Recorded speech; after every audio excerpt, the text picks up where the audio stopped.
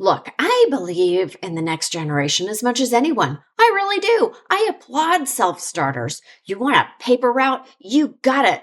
Ooh, an internship. Bravo. But do I think that literal children should be running government IT departments? Oh, that is a hard no, which is why I have some serious choice words for the Musk minions who are infiltrating extremely high levels of our government and bureaucracy when most aren't even old enough to rent a car and some aren't even old enough to drink.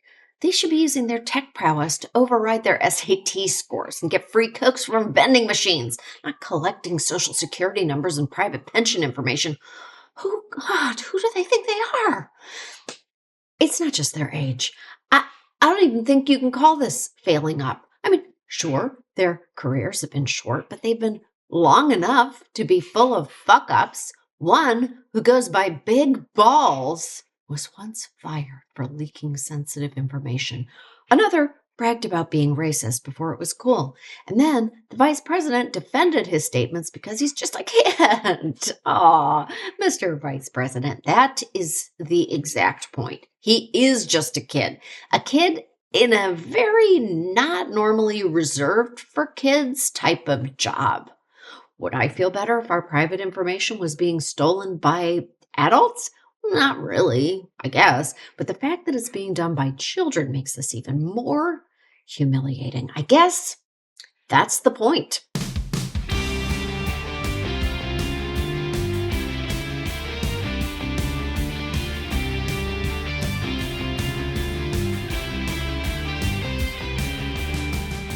This is Choice Words. I'm Samantha Bee. My guest today is the amazingly talented Josh Gad. His new book, In Gad We Trust, is out now, and it's candid and funny and exactly what you want to escape into at a time like this. We talked about how, even as adults with real careers, we still feel imposter syndrome from time to time. And I feel like we should be constantly reminding ourselves of the aforementioned Big Balls, who certainly never feels that way for some reason. May we all have his confidence in our lowest moments. Plus, I should mention that I'm hitting the road soon with my new show, How to Survive Menopause, and hopefully coming to a city near you. Tickets officially go on sale on Friday, February 21st at 10 a.m. local time. For the full list of cities, visit sambee.com and follow my social media at @RealSamBee. Oh, I hope to see you soon. And until then, take a listen and make good choices. Josh Gad, thank you so much for doing this. Oh my Sam, God. anything for you. I love you. I love you so much. Okay, so first, before we even kind of kick off, I do want to know, what is your world like? The last time we were supposed to talk, it was like the fires were raging. How are you? Are you okay? We are doing fine, thank God. Unfortunately, I know 17 different families that lost everything. It's the most catastrophic thing I've certainly ever seen Yeah. up close. But look, LA is it's definitely rebounding. You feel a sense of community. You Hmm. feel a sense of everyone rolling up their sleeves and Right. being like, what can I do? What do you need? And in a way, I think it's brought everyone closer. So Right. that is the one silver lining, but it's been devastating. Yeah. And my heart breaks for everyone whose life has been disrupted by what happened a couple weeks ago. I know. At first I kind of thought that all of Hollywood would totally shut down and there would be a long period where nobody really worked, but I actually think it's the opposite. And everybody's like, well, we have to actually let's go. We got to get It's everybody working. there's a lot of people out there who are like, there shouldn't be any of these events. There shouldn't be, but a lot of the people who lost their homes are people that actually rely Yeah. on those events for income. Hmm. So if you cancel an award ceremony, You're putting cameramen out of business who need it right now. Oh. You're putting makeup people out of business who need it right now. And Mm-hmm. that part of it, I think, has gotten lost in the shuffle. And the truth is, it's very hard to gauge what's right and what's wrong at a time like this. But the consensus seems to be we need to keep pushing forward Yeah. so that the people who have already lost so much don't have further loss of income in their lives when they need it the most. I agree with that. I'm very much like a pragmatist. I'm like Right, 1 foot ahead of the next. Let's right. go. Keep pushing because what are you supposed to like? What are you gonna do? Sit in the rubble all day? Like you have to work. Yeah, Oh, okay. You wrote a book. Oh my God, you wrote a book. I It's did it. so you did it. I did it. And ChatGPT barely did any of the work. It was mostly Barely. me, Sam. You know I what? really, You're a I hero. You're a thank you. goddamn hero. Thank you. Did not set out to write a book. Oh, For you the didn't? record, no. I am not, I'm pretty egotistical, but not egotistical enough that at 41, when I was approached about it, Mm-hmm. I was like, you know what the world needs? This is Josh Gad memoir. Here we go. Um, my agent convinced me that I had, a funny point of view and that Mm-hmm. I had really important things to say that may benefit other people to hear it, talking about, my struggle with anxiety. My Mm-hmm. last name is Gad, which literally stands for general anxiety disorder, which is so anxiety is my birthright. Mm-hmm. And I sort of am thinking about that and thinking about my issues with weight struggle and body image. It sort of gave the whole thing a purpose. Right. And after I had a reason, then I was like, okay, even if this is useful to five people, um, great. This at least gives me a reason to do this because otherwise Right. I don't need to add to the influx of celebrity memoirs. There I was on stage looking out. I like what that's a hard decision to make because it's like, okay, we don't know a ton. Like I don't feel like you, Josh, are like out there talking about yourself constantly. Like you're professionally, you're like a work, you're always like working and I see you and I like appreciate all your work, but like you're not like a narcissist. Like, like I appreciate that. Thank you. I don't see you like preening all the No, time. You know I what I don't. mean? I try not to. My wife would beg to differ, but I Well, we all have to some. Let's not get crazy. I'm too self-loathing to preen Okay. and peacock. But the truth is, and you know this, in what we do, there's never a forum to really come out. I guess podcasts are the closest, but Right. there's never really a forum to come out promoting something you're working on and pivot to, oh, by the way, my dad cheated on my mom and left my family when I was 6 years old, and that's why I am who I am today. Hmm. So, like, no, the truth is, in terms of super personal anecdotes, Hmm. I've never shared them because I've never really felt the desire to share them, the Right. need to share them, and I've never had the impetus to share them. And so this book, in many ways, became, I call it therapy in front of a mirror, where I Right. just have to sit with these thoughts and I have to decide how real am I going to get? How personal am I going to be? Hmm. And my editor, Natasha Simons, who's incredible, she really held my feet to the fire and was very adamant that if I was going to do it, there wasn't going to be bullshit, and she could Right. smell the bullshit. And when she pushed back and said, I feel like you're not saying something here, it forced my hand to really deal with, if I'm going to do this, am I going to do it? And if I'm not going to do it all the way, then what the hell is the purpose?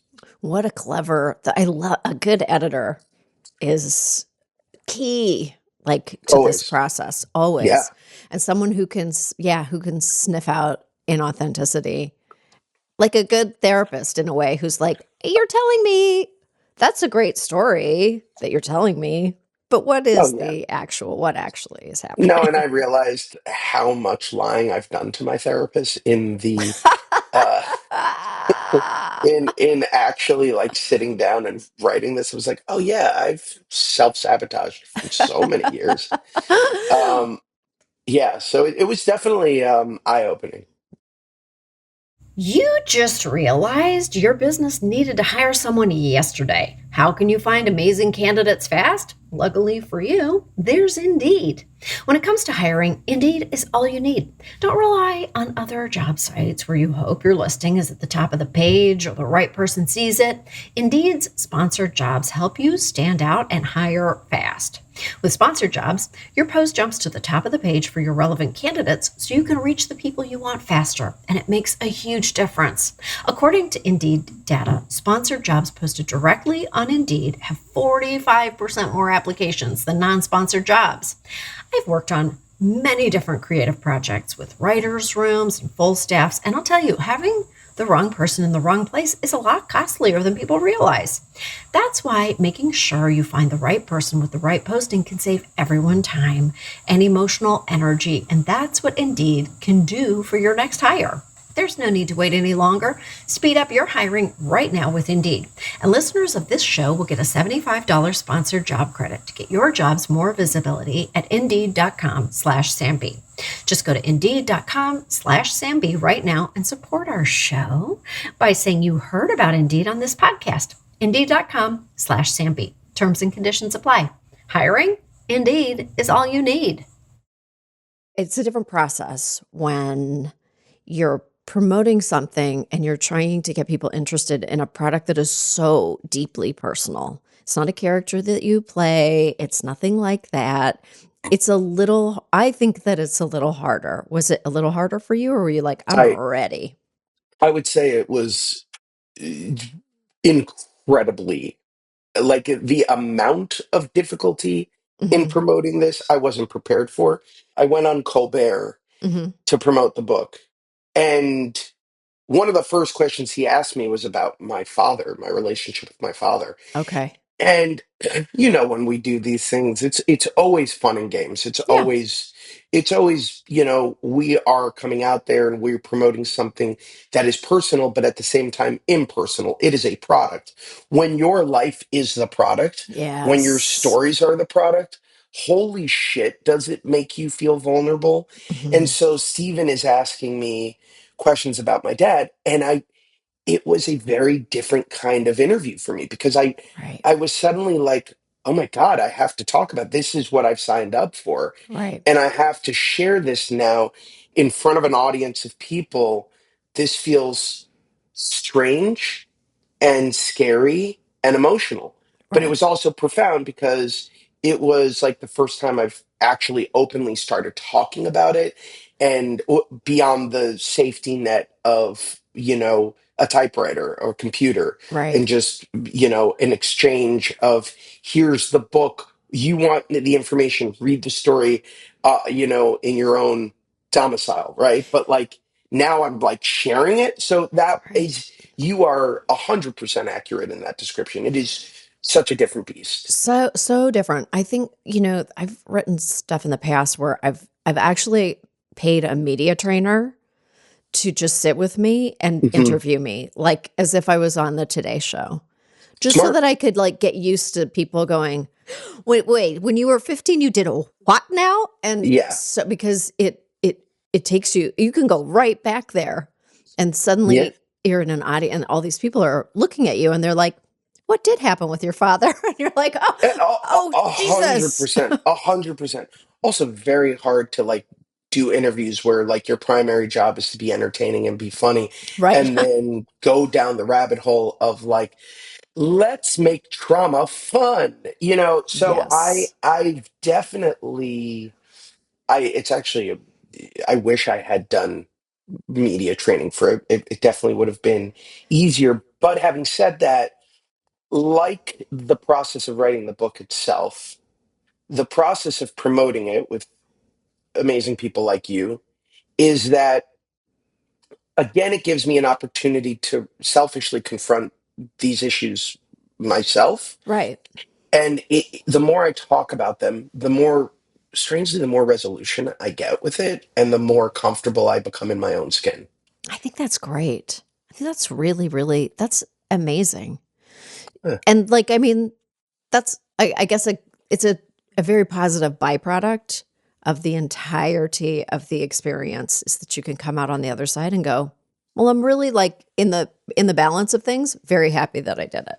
In the balance of things, I don't know that I've been prouder of Right. many products that I've done as I am of this one. It just staring at a blank page and then waking up on the other side of it 2 years later and realizing that you have written almost 300 pages, and are now seeing people's responses, and that sense of fulfillment you get when you hear a person say, "Oh my God, I read your book and I have to tell you, this chapter really helped me navigate this problem that I'm dealing with right now from in my own life," or "this chapter inspired me in a way that it meant so much to me," or "your Right. book was absolute donkey shit."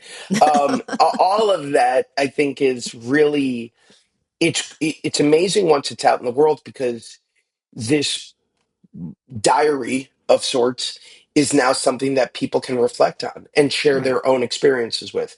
And when it's a movie, when it's a TV show, when it's a children's book, which I've done, it's all amazing when you get that feedback, but so much less personal in that Hmm. you are the story. Your life is the story.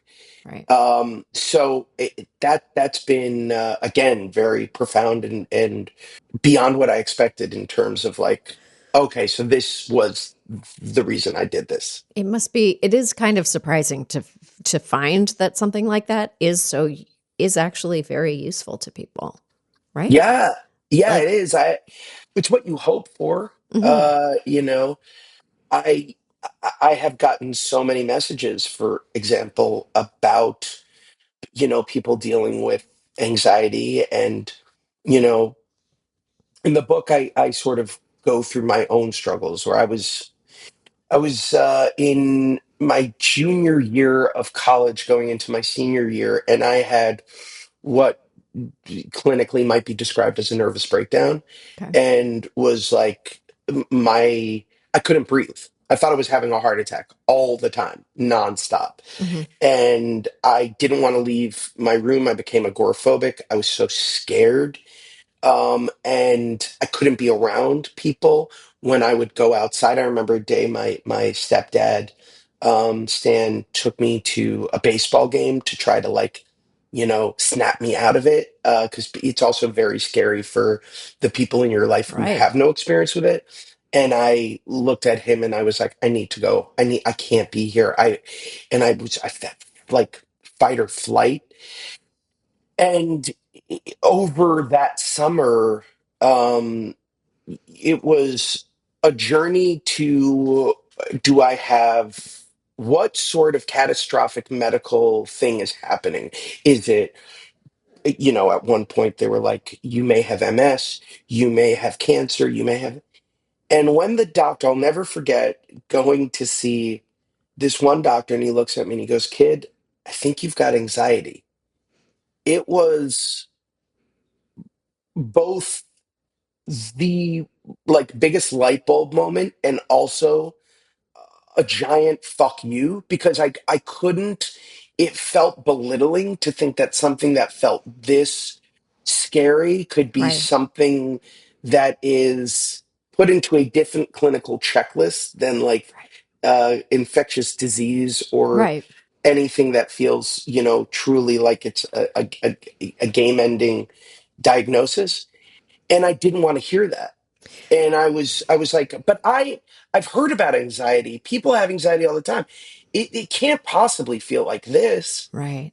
And so Right. opening up about that in the book to a lot of people, and there are literally books and books about this Gen Z being the anxious generation now. And like, there's so many young people who are going through what I went through. And the fact that when I was going through it, there was a stigma still. I was like, I am not comfortable with this being a stigma anymore. If it means me opening up about it and being super vulnerable about it, great. If I can help take that sheen off of this diagnosis, I want to, because I've come out on the other side of it, and let me tell you, you can overcome this. Right. And it's a lifelong struggle, but it's not something that needs to be paralyzing.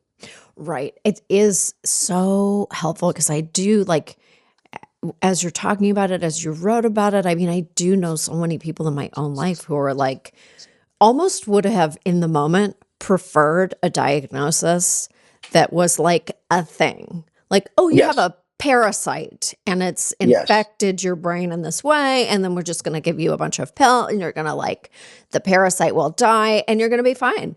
But And it's you're going to go on to run health services for the Trump administration. That's right. And, you know, half your brain will be gone and you're going to do a great job.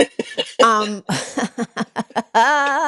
but then when someone's like, oh, the good news is you're going to live with this for the rest of your life. And it's like, anyway, good luck out there.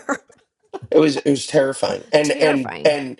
And by the way, it happened right before and I think it was also a byproduct of the anticipation of this event, but I Mhm. was about to study abroad in Australia, and my parents were selling my childhood home that Oh summer. my, So all of these things, like, they all just exploded. yep. And I've actually never talked about this, but the doctor I saw was convinced that it was like around the time that I first started experimenting with marijuana. Mhm. And I remember taking something at a party that felt very different than anything I had taken before. And he's like, it can change your brain chemistry, Mm. and that is something that can happen. And so I think that's also like important for people to realize. And I've have found marijuana to be incredibly useful in my life in terms of anxiety, actually. Mhm.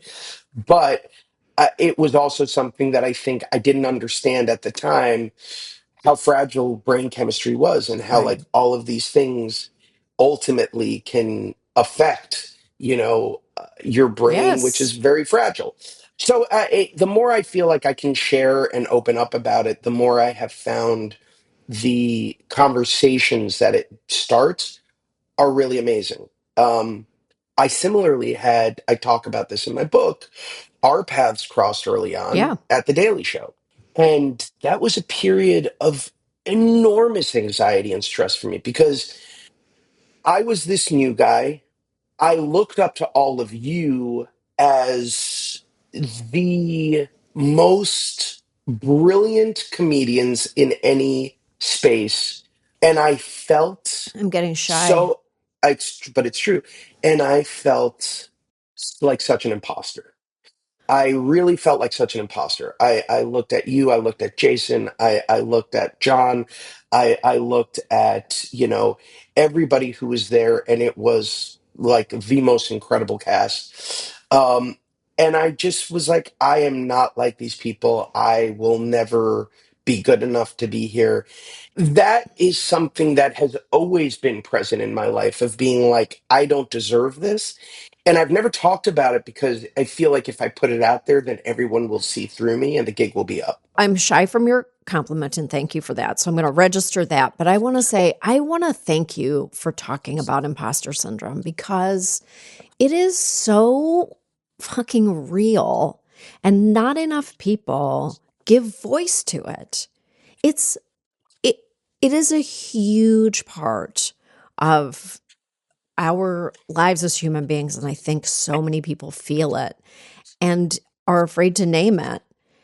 And it does a disservice to everyone else because, like, you felt like an imposter. I felt like an imposter. I felt like an imposter the whole time I worked there. Do you That's know what I mean? shocking. That's Like, shocking. and we're all just kind of faking it. And we're all just kind of like being brave and being sociable. But it happens so often that you go, I mean, literally for 2 years of being at the Daily Show, I was like, Jason, we can't sell the house. We had a house in Toronto because that's where we're from.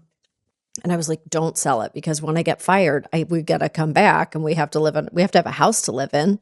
And we both were like, you're definitely going to get fired. Like, we just like knew Yeah. that as a couple. We were I like, it's I was happening. I was positive I was getting fired, and I mean I remember like I bawled after my first appearance because it was so bad, and I was pushing so hard, and I was like, I'm done. I'm not only done on the Daily Show, I'm done. And you were one of those people who was so unbelievably generous, and it's a very competitive atmosphere. It's like SNL, where I Mm. think like everybody is competing for John's time, for screen time, and for these opportunities to kill. And you were one of those people who never made it feel competitive. And I always remember you just kind of like being reassuring, being so generous with Oh, like walking me through how to fit in there and how to, and I remember after that first appearance, I went back and I started watching some of your stuff and I was like, okay, this is what I need to do. And I need to fit into this kind of mold and make it my own. But let me study the greats so that I can figure out what oh, my place is Lord. here. Well, the admiration is mutual. And we would have never, like, I would have never known for 1 second that you were nervous at all. Like, it's so funny when you reflect on these things, and it's great to hear. I think it's like, I love hearing about like Michelle Obama's imposter syndrome. I'm like, tell me Right. more because I feel Right. it too. It's so real. And like, it's hard to come into a really well-oiled machine where like everything is humming along. That's the one extra thing about the Daily Show was no one ever really had time to explain the job to you No, because they're making you, one every day because they're making they're a new making one one. every day, and Yeah,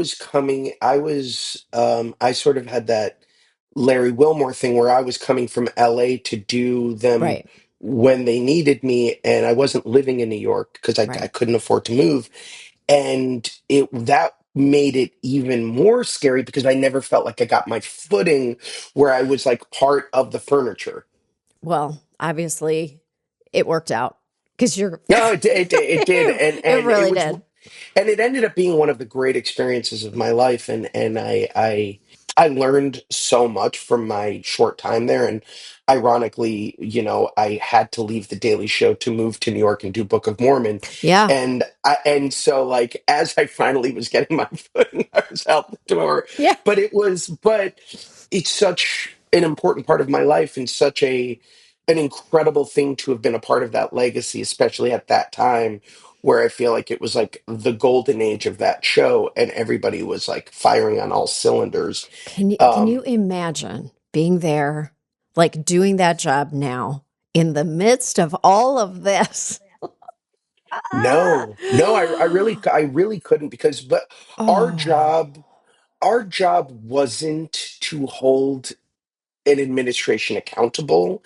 And so like the amount of funny that you could do, you had a lot more places that you could pivot yeah. in terms of like I remember doing a piece about like guns as an investment opportunity and like all of these like weird esoteric pieces that Mhm. now I just don't know where you find the real estate to do that because the world is literally on fire. Yeah, So it's like your attention has to be given to such political severity and such social severity yeah. that I think that that is an overwhelming task for any comedian. And it's watching John navigating it has been once again a masterclass, but it is like not something I envy. And I'm like, Jesus, God bless you. Thank you for doing this. But Yeah, wow. yeah. I now actually think that for the present, the only places that can really call it out properly are comedy shows. And Yeah. I hope that because it's too much of an onslaught. It's actually too much for the Can I press make a writ large. can I make a plea to the world of comedy? I Yes. think we are past using Trump impersonations Hmm. to do our satire. And what I mean by that is there is something about watching a person who is as destructive as this administration seemingly wants to be, and utilizing a sort of, you know, approach that kind of makes him more human, in that you're like, look, I'm so crazy. And I don't think that that is our best way of dealing with this and confronting this. And there are so many people who do great Trump impersonations, but I Right. just think we've moved past that. I think it's comedically sterile right now to do that. And I want Yeah. us to find a new way of dealing with this, because I think it's really important. And to your point, I think we have an obligation as comedians to speak truth to power. I think I really do agree with you. I actually was thinking about that this morning, just coincidentally. I was like, it's like a little bit, it's such an old school thing to do that. It's kind of soft. It's pretty square. Like it is so crazy out there right now. It's And crazy. and who knows even really how long, not to get like really dark, but like who knows how long people are even going to be on the air. We don't know what they're going to do, because what they're going to do is quite unimaginable. It's actually, we don't have the capacity to imagine how bad it could get. I And agree. so we're all acting like comedy shows will still be on the air in 4 years, but I'm actually not sure that that's true. So I think you kind No, of need to take your moment. I think you're 100% right. And I always go back to Charlie Chaplin is one of my greatest inspirations. Hmm. And for those people who haven't watched The Great Dictator, I Right. implore you to do it, because it is such an when you contextualize when that movie was made Hmm. and what that movie speaks to in terms of taking on fascism with comedy, I think it is an amazing example of how you navigate this world and how you deal with people like this who don't care about institutions, who don't care about, basic rights. Right. And I think that we, as comedians, have to start pivoting. We have to start adapting, because they're adapting really quickly, as well. Oh, yeah, and they've been dreaming about all these things for Yeah, years, like yeah. imagining realities that we cannot even comprehend, and we're all just like, "We should get a sign. We'll get a homemade sign, and we'll go down to the buildings in Washington and stand outside." I'm like, "Oh my god, we're not even playing checkers here. We are playing No, tic-tac-toe, and they are playing, like, computer chess." yeah, Um yeah. Creating really great retail experiences is so tough, especially with multiple stores, teams of staff, fulfillment centers, separate workflows. It is a lot. But with Shopify Point of Sale, you can do it all without complexity. Shopify's point of sale system is a unified command center for your retail business. It brings together in store and online operations across 1,000 locations. Imagine being able to guarantee that shopping is always convenient. Endless aisles, ship to customer, buy online, pick up in store, all made simpler so customers can shop how they want and staff have the tools to close the sale every time. And business owners get it. Acquiring new customers is expensive. With Shopify POS, you can keep shoppers coming back with personalized experiences and first party data that give marketing teams a competitive edge.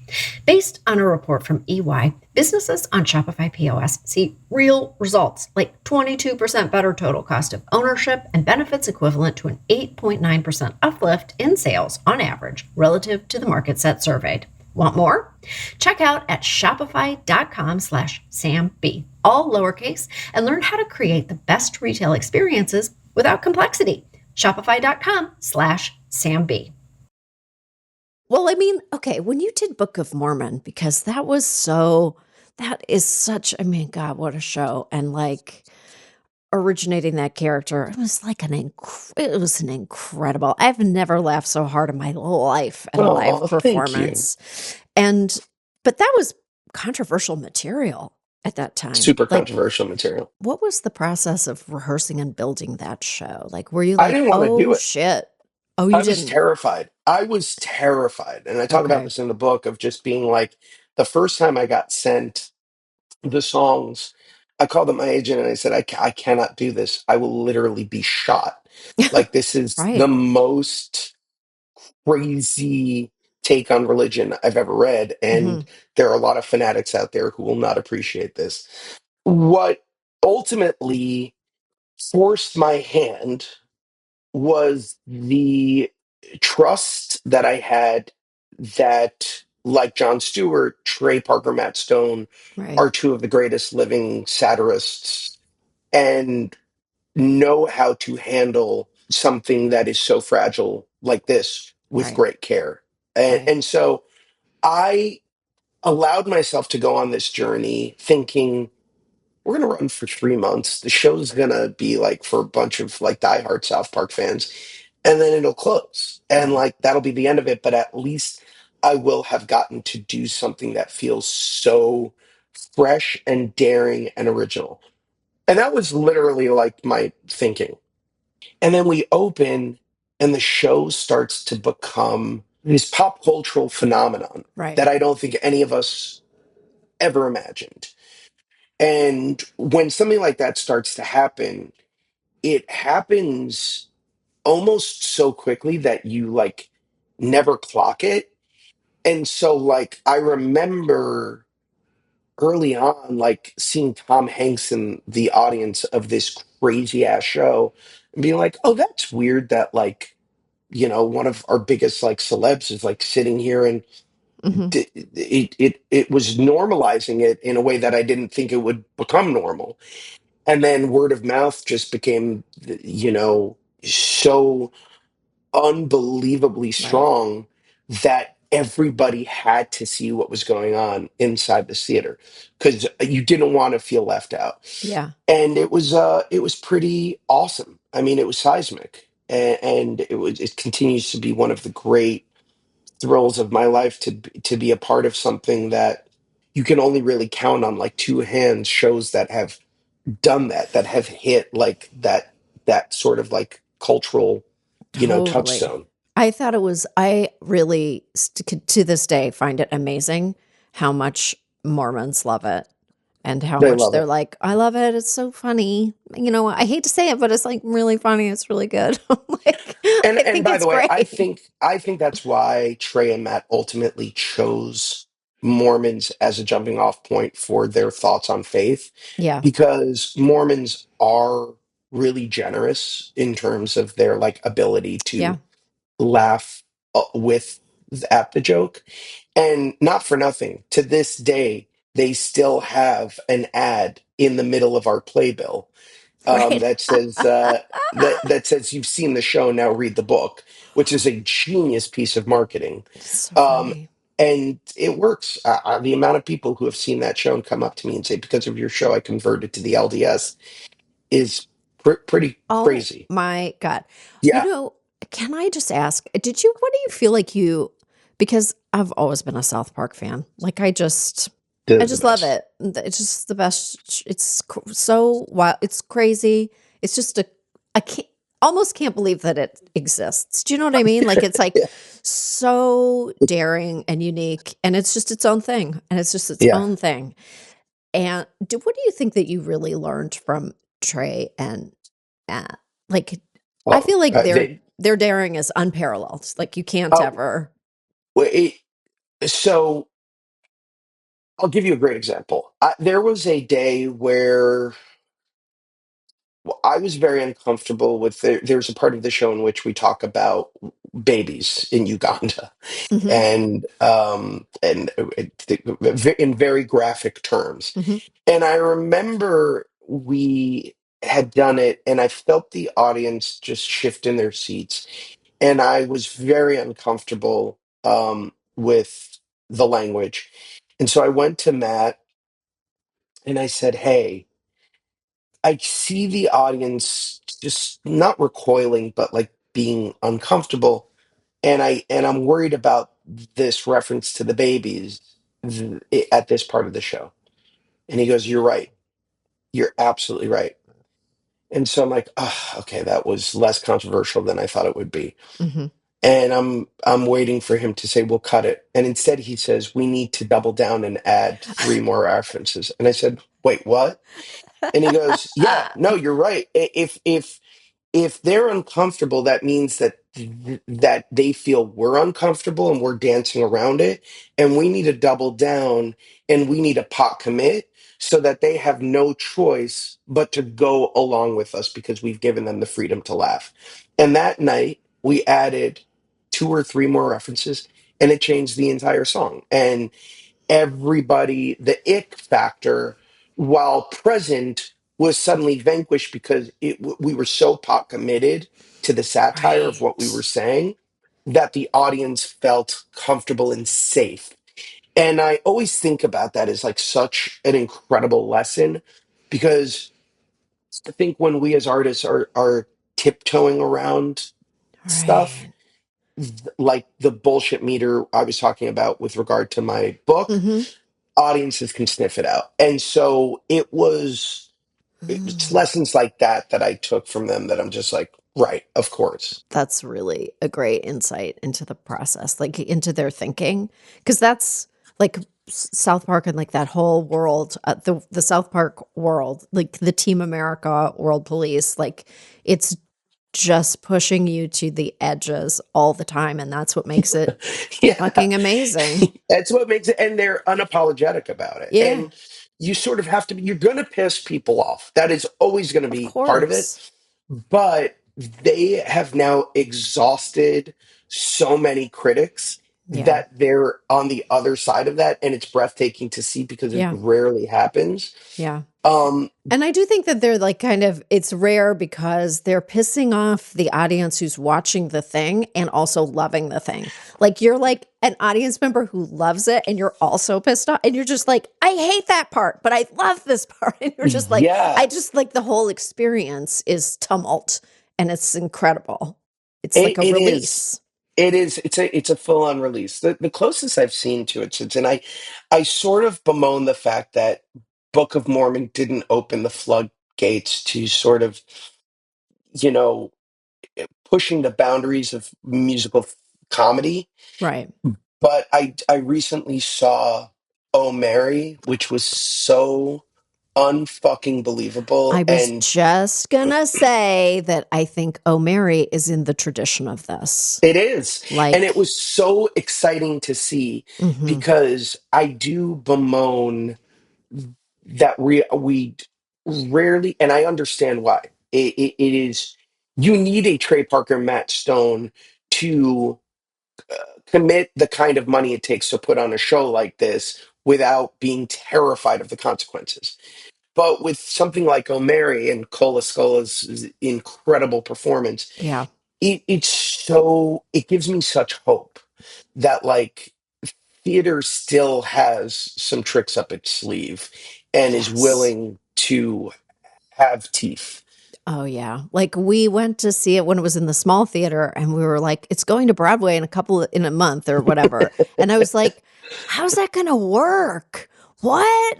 I'm like, I can't wait to see it.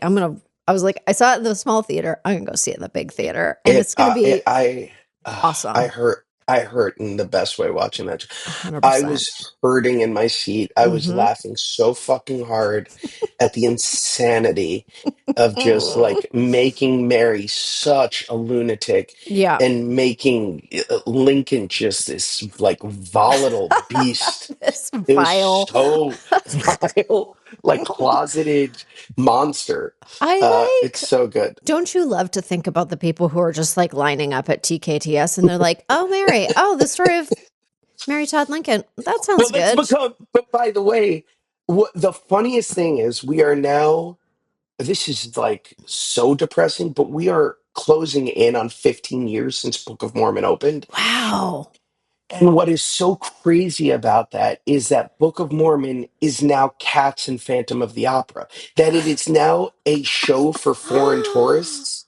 And I always like I have the same question of like, what the hell must they think walking into this theater being like, oh, this is a show that's been around a long time, like The Lion King, and then seeing what happens on that stage. I It's such know. a crazy social experiment. Oh, I love it so much. Okay, so you directed the Chris Farley biopic. Speaking of I'm someone going to you direct. are going to, I will be directing. We haven't shot it yet. you haven't shot it yet. Okay, when are you shooting it? Watch this space. I don't think I'm Okay. allowed to say anything. Yeah, Okay. there's a couple of projects that I'm hard Okay. at work on that will have more info soon.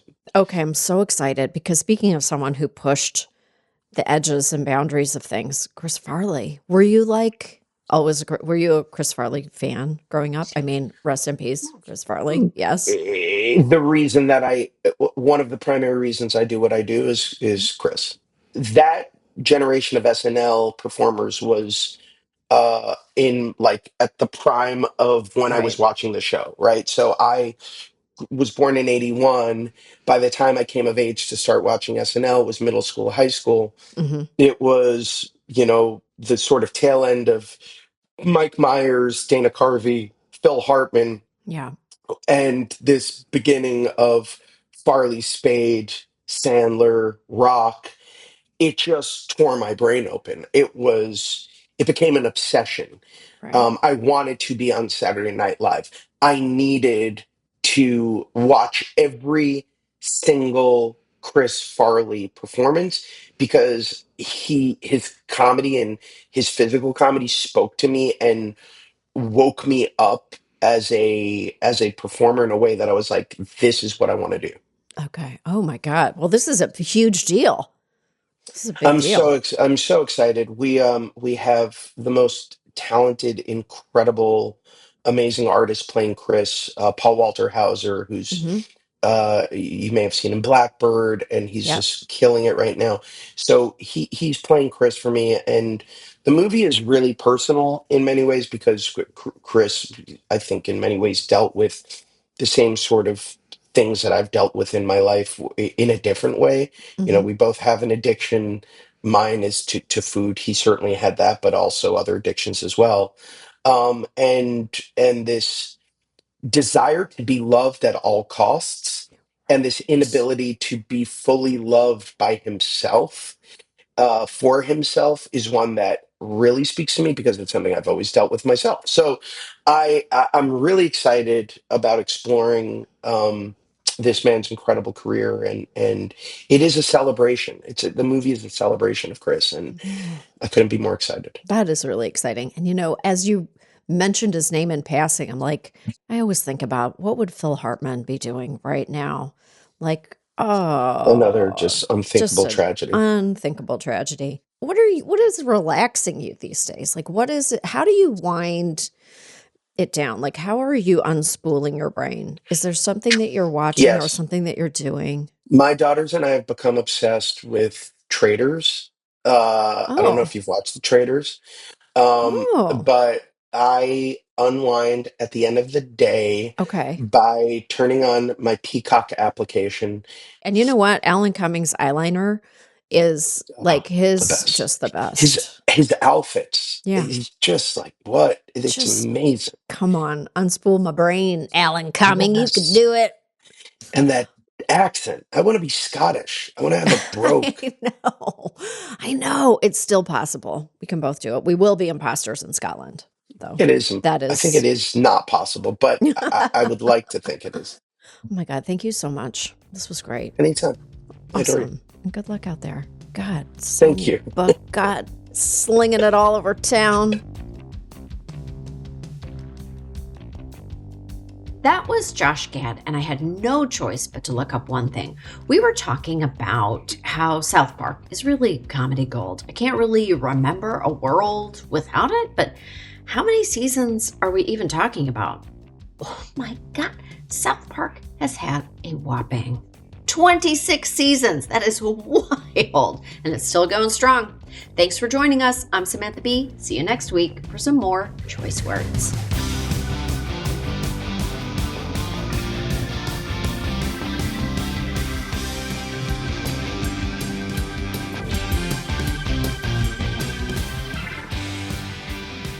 Thank you for listening to Choice Words, which was created by and is hosted by me. The show is produced by Tzvia Baron-Reinstein with editing and additional producing by Josh Richmond. We're distributed by Lemonada Media, and you can find me at Real Sam B on X and Instagram. Follow Choice Words wherever you get your podcasts or listen ad-free on Amazon Music with your Prime membership.